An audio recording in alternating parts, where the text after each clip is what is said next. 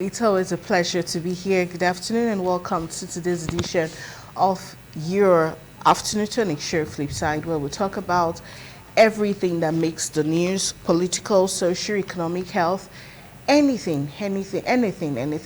So we just give you the other side of the news. And actually yesterday it was news that we had the NLC protest, which by the way they've put a pause to.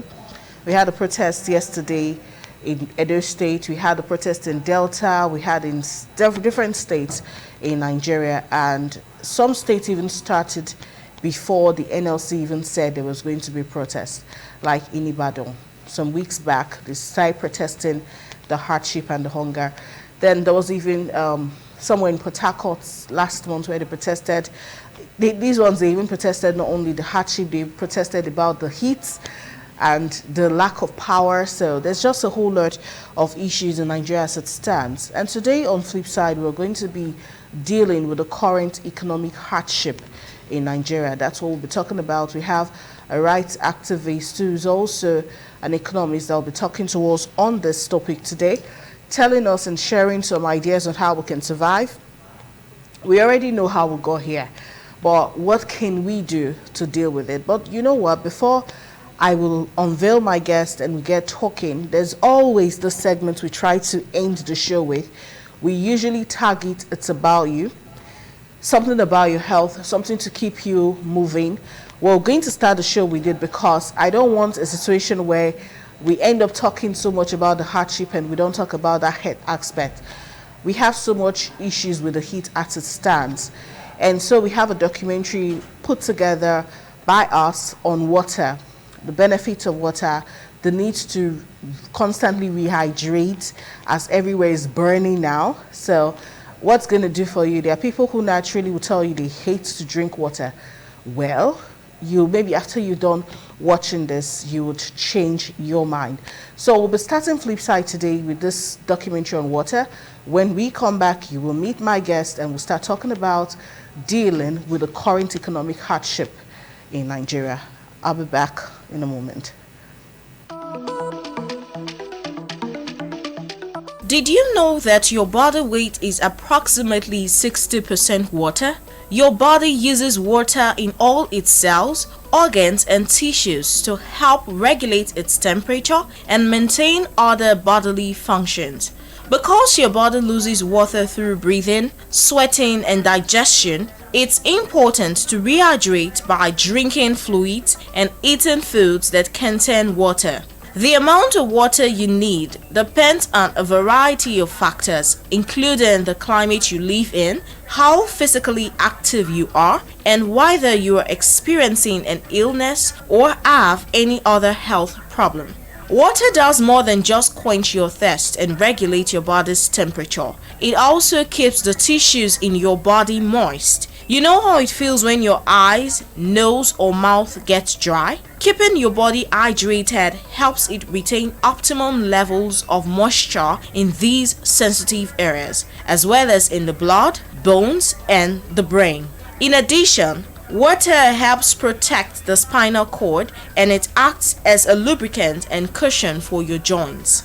Just like the other organs of your body, skin is also made of several cells. Whether you want shinier hair, younger skin, a healthier body, or all three of these, pure, clear water is the world's best beauty elixir. For centuries, people in Eastern Europe have gone to bathhouses for water therapy to detoxify and tighten their skin. The process involves a steam room session to open pores, followed by a cold pool plunge to shock skin. This can easily be replicated at home by bathing with warm water, which will open your pores, and then you can seal them by splashing with cold water afterwards. Water is essential to maintain the optimum skin moisture and deliver essential nutrients to the skin cells. It replenishes the skin tissue and increases its elasticity. It helps delay appearance and signs of aging like wrinkles and fine lines. Water is a perfect replacement for your expensive anti-aging treatments. It keeps the skin well hydrated and glistening, thereby enhancing complexion. So, for soft and supple skin, drinking an adequate amount of water is more important than applying topical creams. Drinking enough water combats skin disorder like psoriasis, wrinkles, and eczema. It also increases the metabolic rate and improves digestive system to flush out toxins from the body. This in turn gives you a healthy and glowy skin, plus water plumps the skin cells, making them look less wrinkled. A nice cold shower and a relaxing bath calms the nerves and reduces stress-related damage to the skin. Soak your entire body in cold water for 2 to 3 minutes to rejuvenate the skin. Long exposure of skin to water can strip off the natural oils, so please don't stretch your bathing or shower duration. 2 to 3 minutes is just okay. A cold water compress can also help to reduce under-eye inflammation. As water evaporates from the skin, the surface becomes cooler. Splashing cold water on the eyes can also reduce eye puffiness. When there is a loss of water, the kidney cannot function at its best, making it shed excess burden on the liver. The liver helps to burn off the fat in our body into energy. But when it has to do the excess work of the kidney, it cannot burn as much fat into energy as it should, resulting in fat deposit. Take water in good quantity, at least 8 glasses a day, to prevent fat deposit and to keep yourself healthy. So, you can say that losing weight is one of the advantages from drinking water. Water also helps in removing waste from the body. Adequate water intake enables your body to excrete waste through perspiration, urination, and defecation. The kidneys and liver use it to help flush out waste, as do your intestines. Water can also keep you from getting constipated by softening your stools and helping move the food you've eaten through your intestinal tracts. Water prevents you from becoming dehydrated. Your body loses fluid when you engage in vigorous exercise, sweat in high heat, or come down with a fever, or contract an illness that causes vomiting or diarrhea. If you're losing fluids from any of these reasons, it is important to increase your fluid intake so that you can restore your body's natural hydration levels. Your doctor may also recommend that you drink more fluids to help treat other health conditions like bladder infections and urinary tract stones. If you are pregnant or nursing, you may want to consult with your physician about your fluid intake because your body will be using more fluids than usual, especially if you are breastfeeding. The big question is, how much water do you need? There's no hard and fast rule, and many individuals meet their daily hydration need by simply drinking water when they're thirsty. But if you are not sure about your hydration level, look at your urine. If it is clear, you are in good shape. If it is dark, you are probably dehydrated. Drink lots of water, at least 8 glasses a day, to get a beautiful, healthy body and a glowy skin. Your body is your responsibility. Please take good care of it.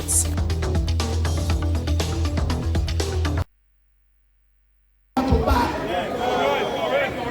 we let that go to petrol station and fill our tank? And when we manage to buy fuel of 5,000, it cannot take us for one day. And with the situation in the Senate in Nigeria today, they don't want Nigerian workers to build house. And we say no to that. Alright, so that was just a little snippet of the protest that took place yesterday. Thank God I've actually done my bit of giving you the tips on water. So we're going to get into dealing with economic hardship right now in Nigeria. I have Comrade Kelly Osumbo with me. Is a face that I know you've seen on television numerous times. You've seen him as a human rights activist leading protest. You saw him during the NSAS. You saw him, he was also amongst the panel that was set up by the state government to give redress to those that were hurt during the protests and of the NSA, so is very active. And recently there was a protest, I mean yesterday here, so we just had to pull him down here to talk about this. I know it's a busy schedule. Good to have you on the show. He's the CEO, he's the founder of the Faculty of Peace organization. You might have seen their billboards around town. They have yearly programs they also do that is not all about protests, but they help the young, they help youths, they do a whole lot. I'm a beneficiary of that program. I know what I'm talking about.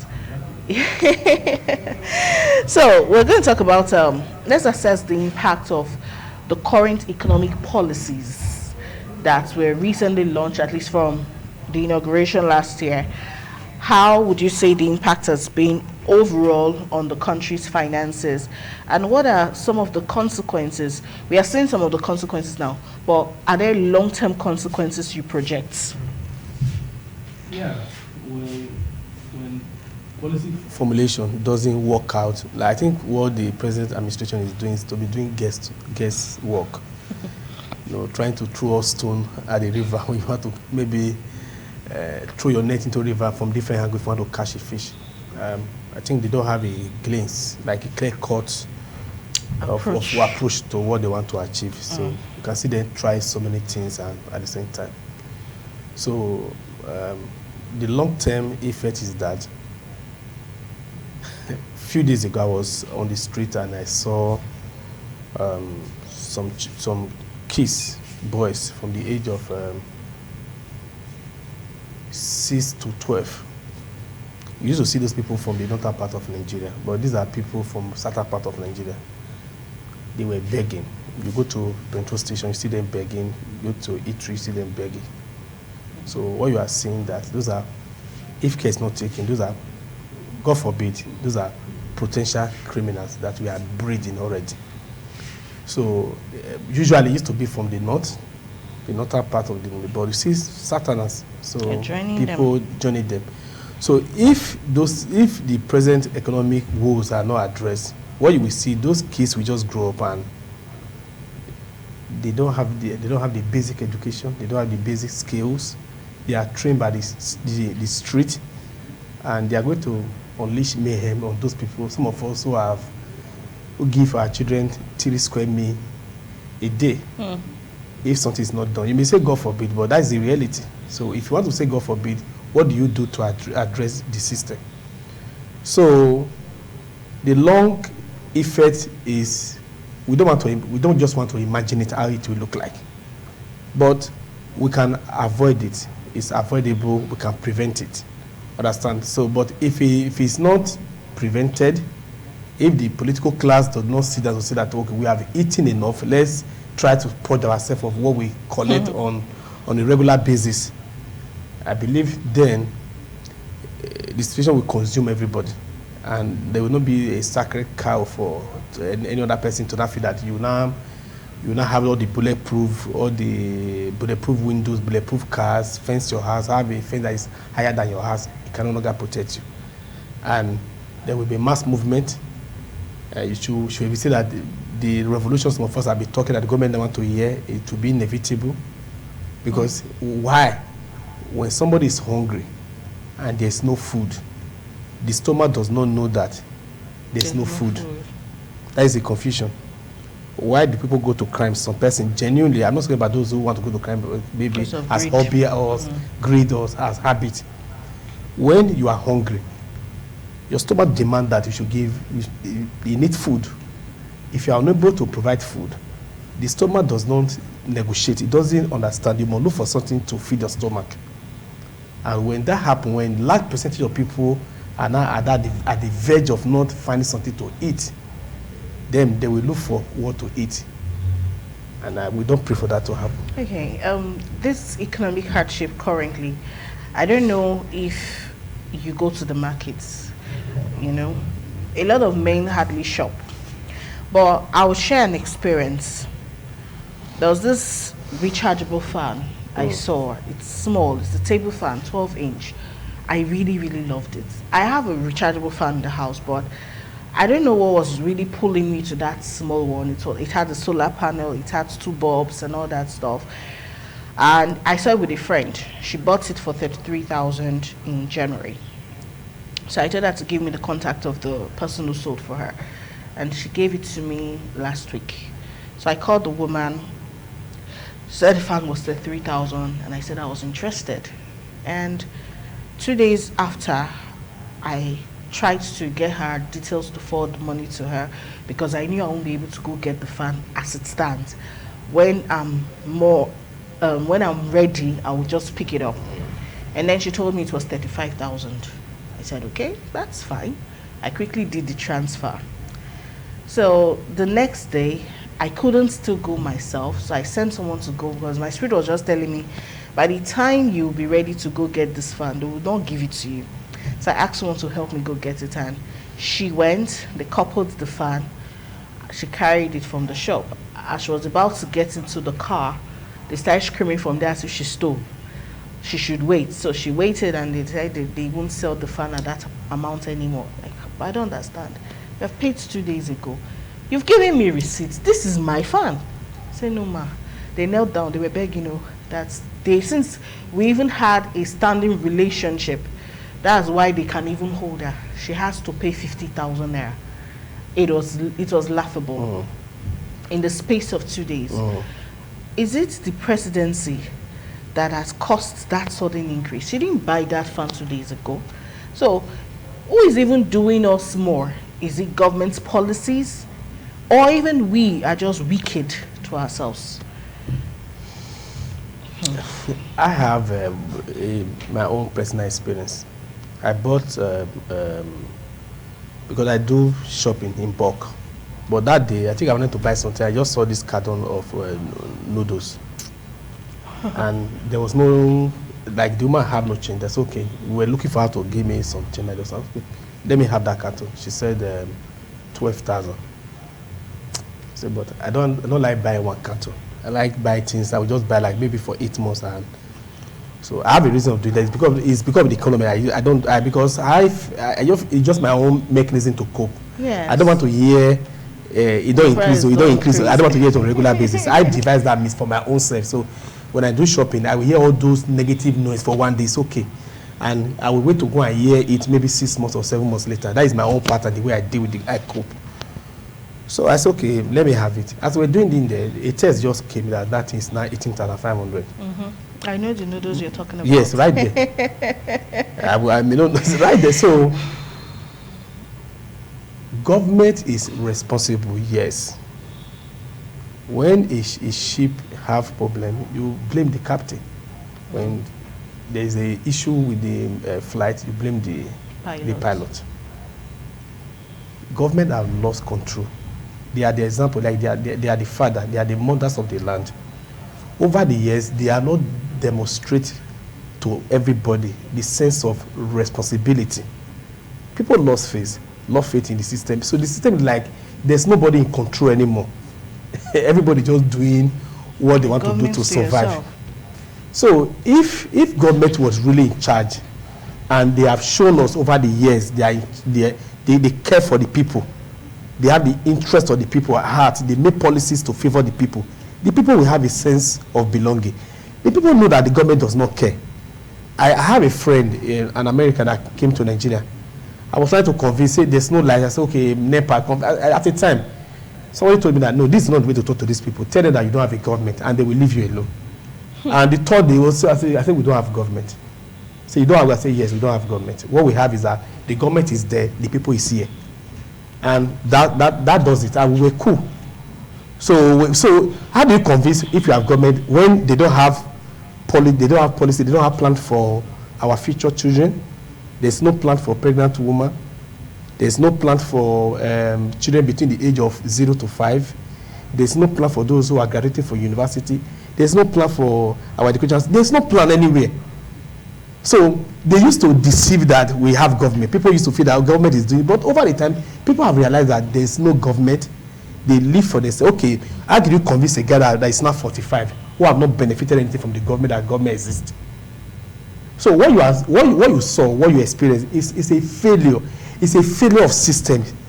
when the system collapses, like when your phone have issues, have you noticed when your phone have issue? When you are trying to go to contact, you go and open an Instagram page for you.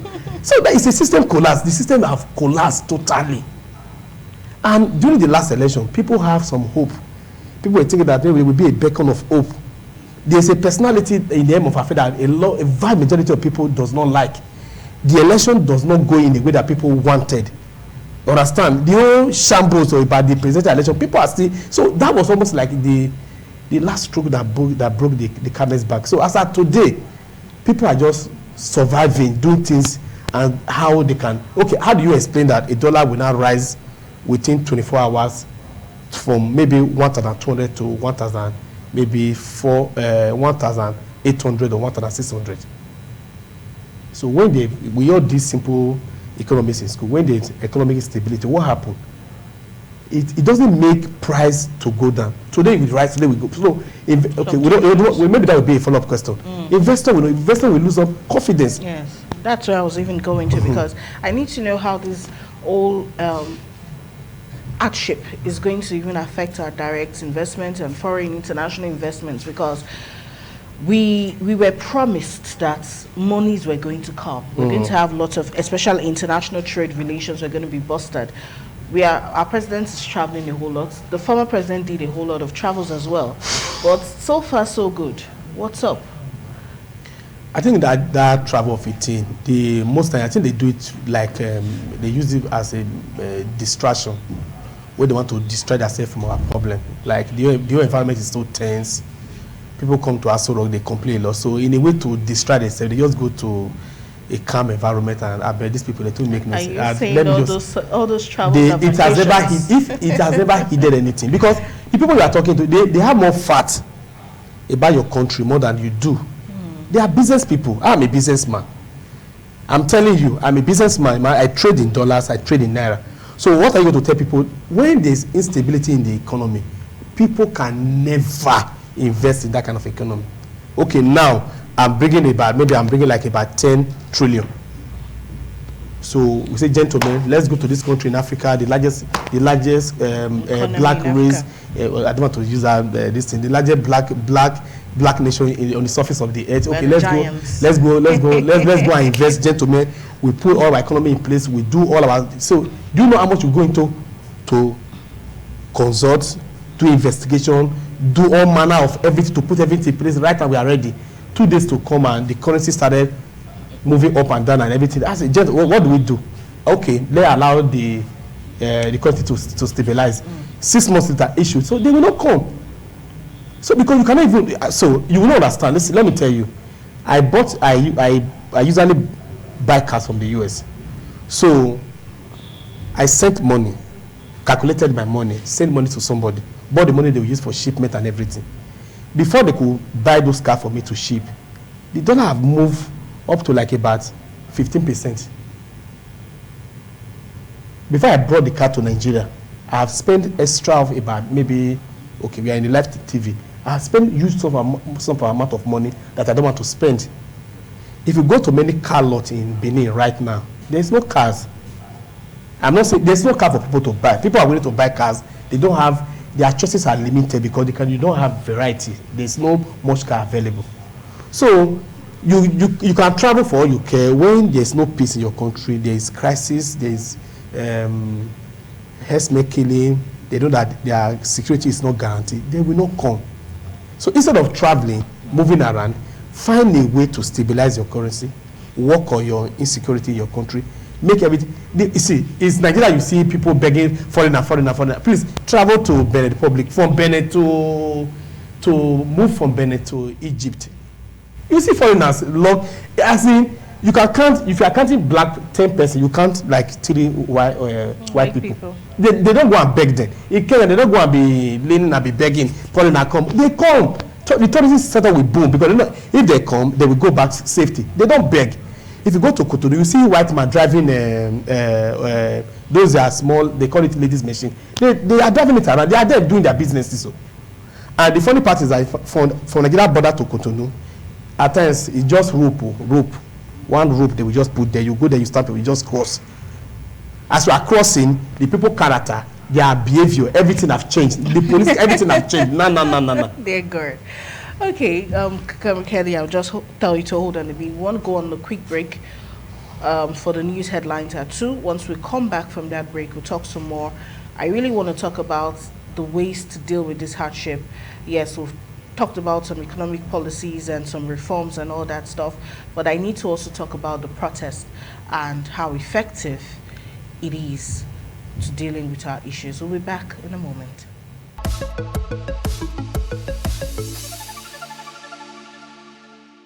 Okay, so we're all crying for some economic reforms, economic policies change to quickly arrest this crisis. Even the layman, they'll tell you there's a proverb that when there's too much sand in a food or so stones, even a blind man will know that they are stones. Of course, the blind man will know. Even those who don't understand economic policies and economic talks, from the way Naira and dollar drama is going on, they are beginning to understand that there's a problem in the country. When you go to the market to buy one egg, you hear 150 naira, crate 4,005 for bullet eggs. At home, you buy it at 200 naira. You buy a pack of spaghetti for 1,000 naira. You buy a carton of noodles for 18,000 naira. You buy 1 kg of groundnut oil for 3,000 naira. You buy a bag of rice for about 80-something thousand naira. I'm talking about Nigerian rice, so not foreign rice. That we even had to stop importation of foreign rice so that we can have abundance of Nigerian rice and the price will drop. From that time till now, the price has never dropped. You go get ice fish, you get one for 2,000 naira. The issues never stop. Let's not begin to even talk about tomato. And this is even the period where tomatoes is cheap, supposed to be cheap. Now you buy 4 seeds of ripe tomatoes, the one we call tomi here, for 500 naira. Now things are crazy. It's true that. So now the Nigeria Labour Congress decided that they needed to call everyone to protest. Usually after a series of protests, you now hear we're downing tools. Everybody lock shop, go home, we're on strike. But even before the protest started, speculations have been on that they just want to get money, it won't last. Before NLC called for protest, they've already been protests in some states. So, Comrade Kelly Osumbo is the guest with me on television today, and we're talking about how we can deal with this. This proposing of protest to deal with crisis in Nigeria, how effective is it? And is it protest we need now as it stands? I think people still wait for activists like us, still wait for Nigeria Labour Congress to protest. So it shows that Nigeria they are still comfortable. Yes, they are still very much comfortable. Sometimes when I buy stuff, I'm shocked. I just, okay, at my level, I will be palpating. Say, what? I just spent about 100k and there's nothing to. Oh, sure. So when I drive out, I will not look around, look at the people. They are moving, they are normal. So you need to understand Nigeria's system. That's why, like this year, I have not protested this year. It's like, can we even suspend protests with activists? Like, let's just allow them to pay. Maybe they see element of hope when they see us protesting, because my inbox was full. Hey, we want die, yo. Hey, you don't know protest? Come, Kelly, what are you doing? You know protest? We want die. Fine. Call for protest. Will they be there? No. They cannot leave one day of their what they do to say, okay, what is protest? Protest is a political tool to attract public sympathy. You say that, no, no, I not come meet me. If the whole Nigeria are on the street, we are not talking about them destroying things now. But the way it's done on that line, demonstrating. Are there ways to solve this problem? Oh yes. Yes. It's just the accumulation of, you cannot even blame this government. So why are we saying subsidy gone? Are we supposed to even have subsidy in the first place? No. Are we supposed to be selling diesel at the international rate, selling them at the international market? The question is no, because we have this product here. It's as a result that successive government, they keep eating, keep looting, because they don't think about the future. Right now, are they still looting? Are they still eating? Oh yes. Have they cut down the cost of governance? I know the president said that he wants to look at or report. Fine. So, the Nigeria state, Nigeria people feel that they are tired. The political class will not, because so how will you explain somebody who was once a governor, collecting pension as a governor, and say collecting huge amount of money being a senator? Then you can still, they will still change your cars yearly. They will still renew whatever house you want to take, maybe after like 2 years. Does that show that they are sympathetic to the plight of the people? The question is no. So protests actually will solve a lot of the problem if it's collective. If the Nigerian people say that enough is enough. We're not talking about like violent protests. We're talking about when you now go to government house to go and sleep, you put your mat there. Then we know. Then we adjust. Okay, now 5 billion was given to Edo State government for palliative. Did you see it?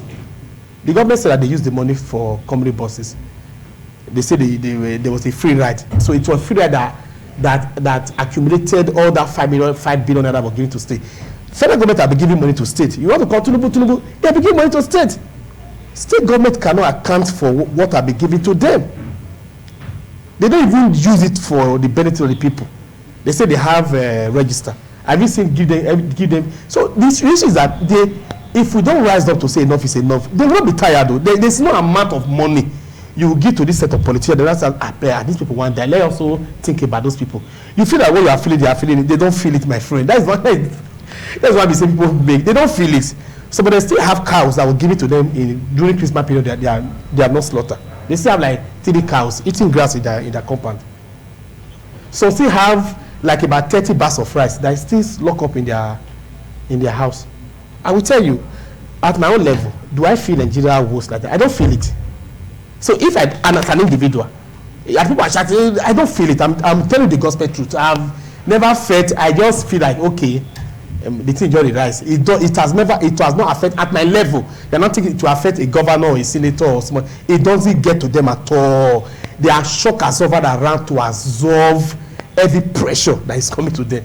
That's why they don't feel the pain. So when people feel that okay, they will tell you, we know what you are passing through, we know what you are feeling. My friend, they feel nothing. Their diet is scrutinized. Look at our president. See that old man. The guy is looking so good. When he's good, man, it's not about he doesn't have money before, but now he have an expert that will manage his diet. He has an expert that will tell him, Oga, go and sleep. You will sleep for so time. If he doesn't want to sleep, they may put on a medication for you to sleep, do the normal regular 8-hour sleep. Does that look like a president that is governing a country where people are hungry? Does your senators, does your governor look like somebody that is hungry? So when you now begin to feed that protests will have effect when we try to overwhelm them. They'll say that you who are enjoying, we want to also have a share of what you are enjoying. Then they will listen. Yes, it may not be total solution to the problem, but it will put pressure. What is it on the skeletal protest they did that they are not that saying they are not to bring out a report? If the whole of Abuja is locked down for 14 days, you see that there will not be changes. My friend, there will be changes. So Nigerians are not ready yet. Maybe if Hungry still beat us, we'll be ready to move to do the right thing. Okay. It almost sounds as if you're suggesting even a strike, not just stopping it at protest. But apart from protest and going on strike, will you say, are there any other ideas you could drop that we could use to get government's intervention and get it quick? I will not suggest strike, because strike will further damage the economy. The economy is already fragile, very fragile. I will suggest protest. Okay. It will have a way of giving, when I say protest, I mean real mass movement. Go to government house, go to state of assembly, go to Asoro, go to national assembly. Tell them that these are what we are feeling. What do they do? They can actually find a way. There are better ways to address what we are passing through right now. Not using that same approach, same money to governor, for governors to now give. Okay, now let's assume, because I don't want to go there. Let's assume, because I wrote a letter to the president himself. I wrote to the Senate president. I propose ways they can go about it. If you have bosses, let's assume now we have bosses, federal government bosses. Let's assume we are not even paying, or we are paying a mega amount, a very small amount of money for us to get our destination.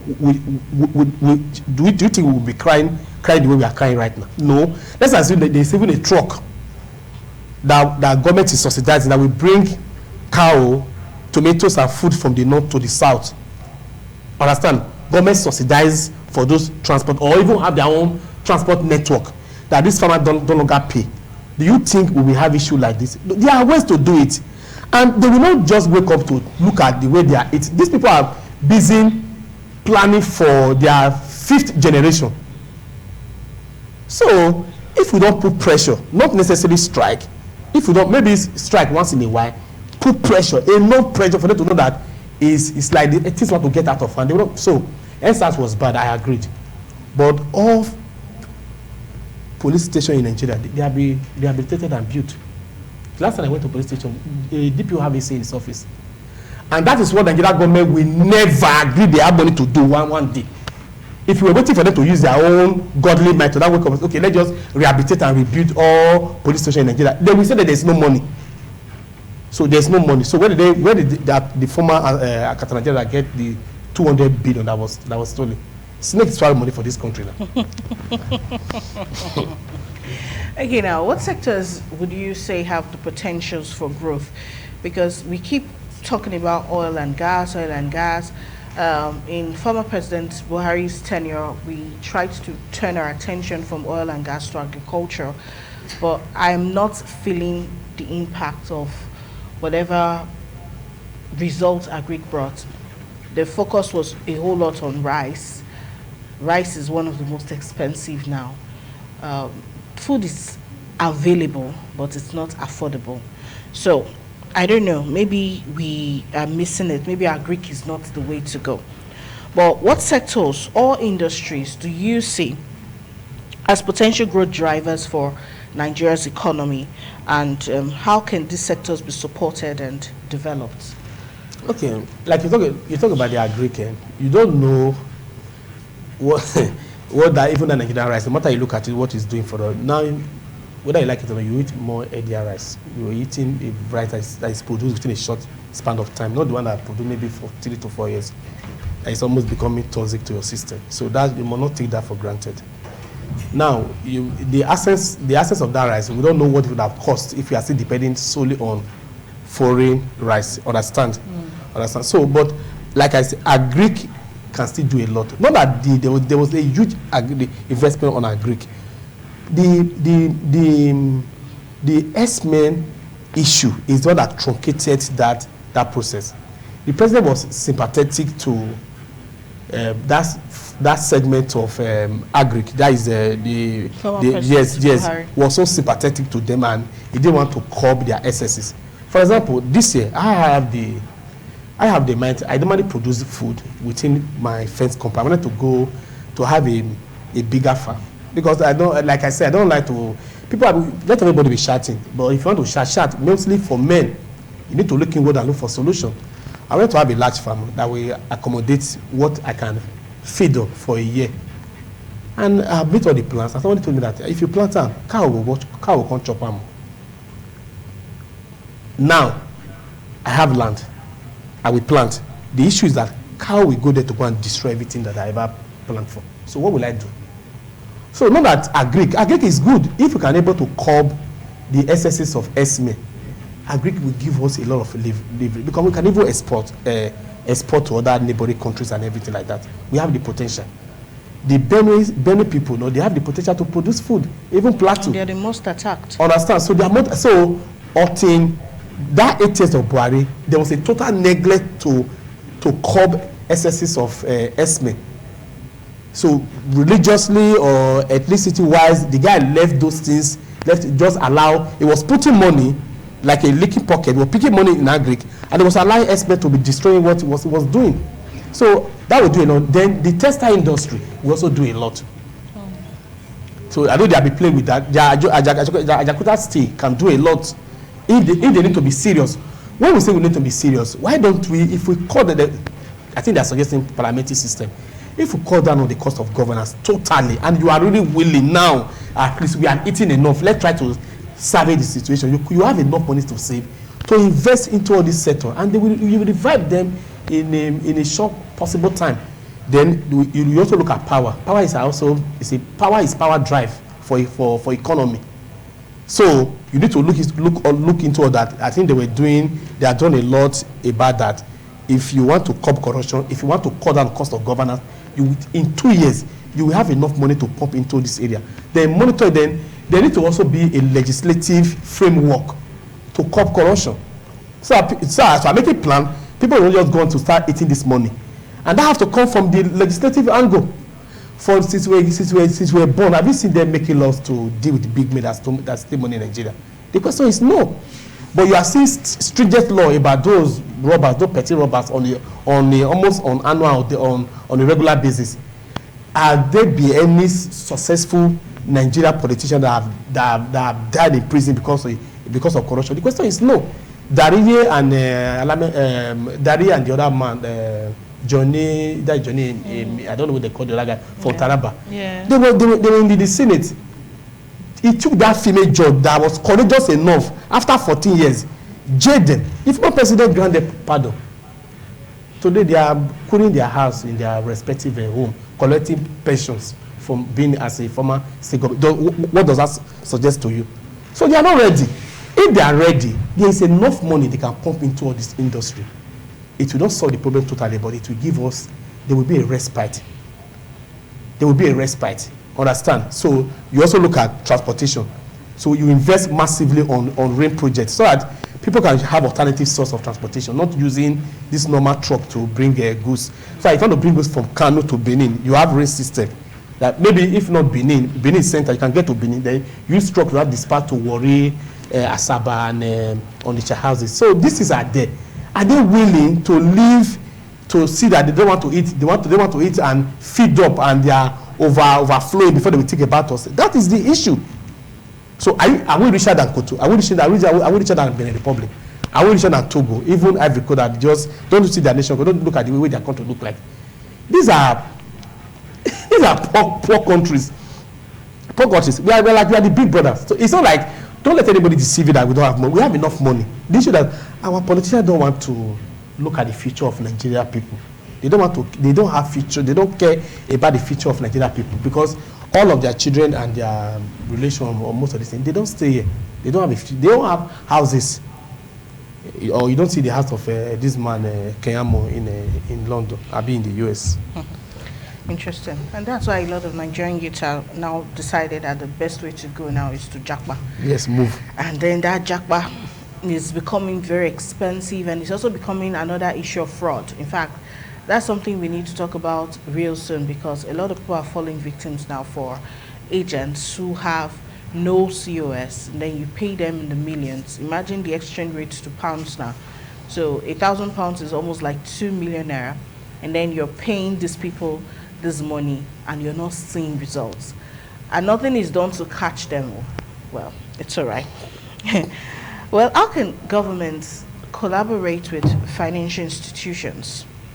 Because even when we talk about businesses, government will tell you they're going to give, for agri, they'll tell you they're going to give seeds. There are very few people that get the seeds. We saw videos of rice, of grains, rice, beans being put in trucks that were going to be sent to states, to ease the cost of food in the market. We see them leave, but we don't see them arrive. I was very shocked for the first time to see a 25 kg bag of rice yesterday along the road, very close to my office, with one girl with the face of the president on it. I'm like, where did you get this from? She said it's palliative, that they are sharing it. Who is sharing it? She became mum. She refused to say where she got the rice, but it's local government, supposedly. So we don't see them come. So what can they do now to collaborate with maybe financial institutions, business owners? Because the business owners too, they're choking us. I don't even know what's going on right now. Individuals, support groups.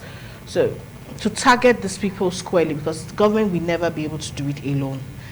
The decay is a whole lot at the top, but trust me, I think that decay has trickled down even to the barest minimum.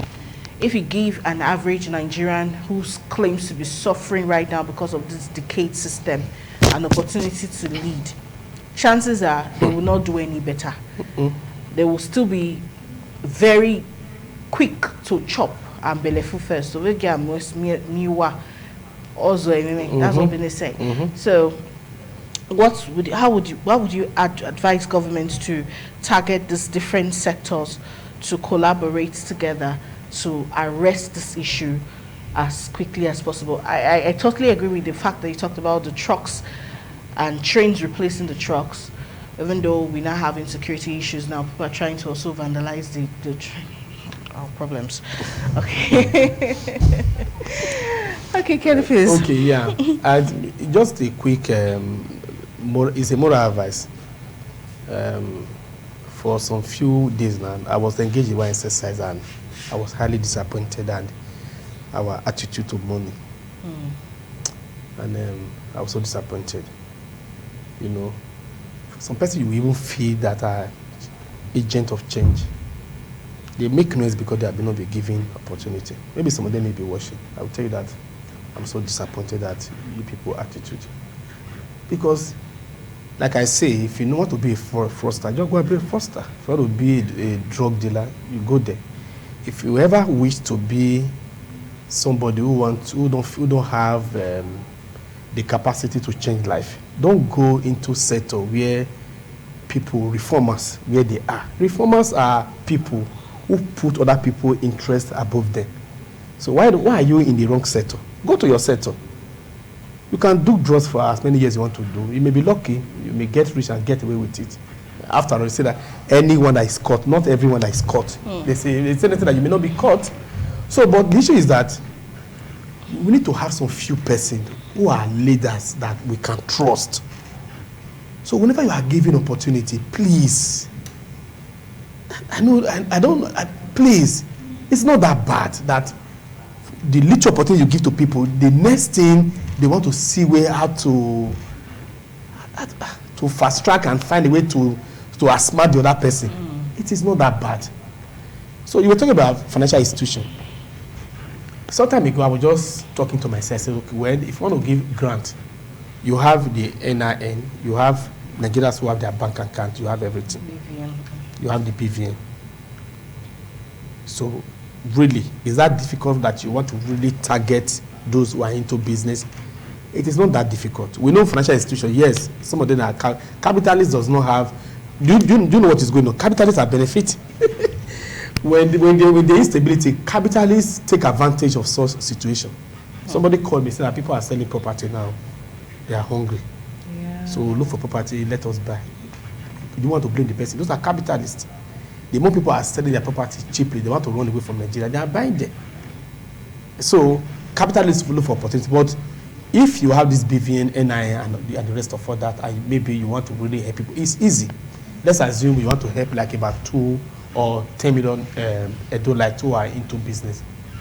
You can use those measures to get it done.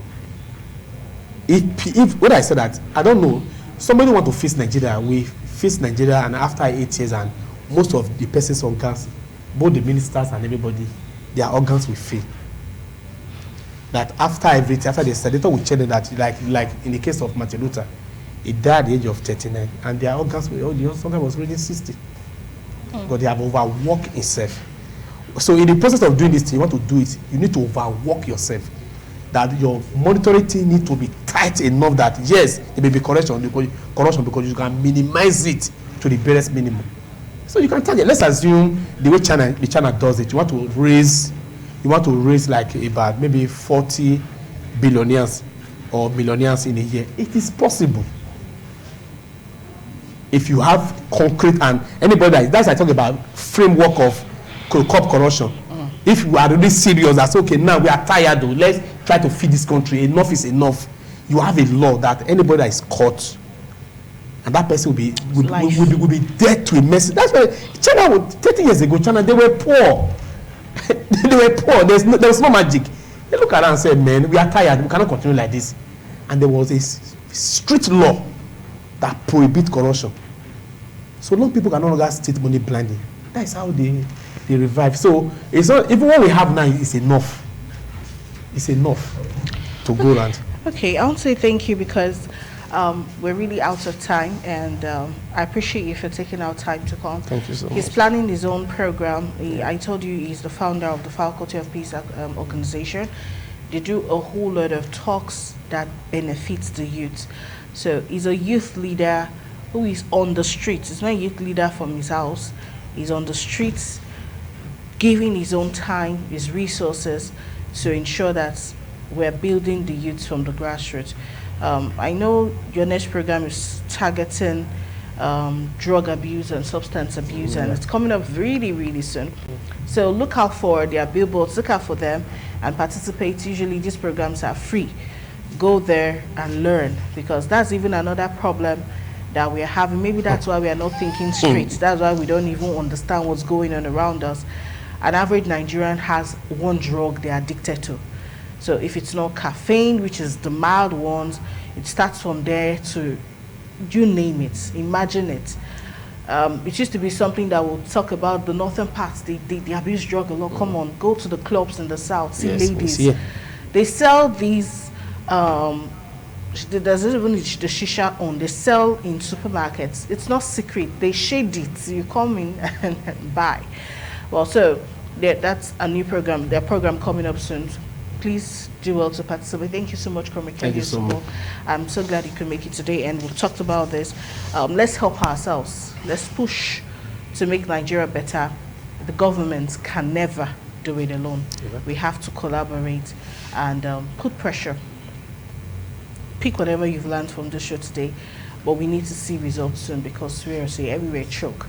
I'm Daisy Leo Asukili. Thank you for your time. Get the full video on YouTube to catch up and follow up on whatever parts of the show you missed out on. Have a nice day. I'll be back next week.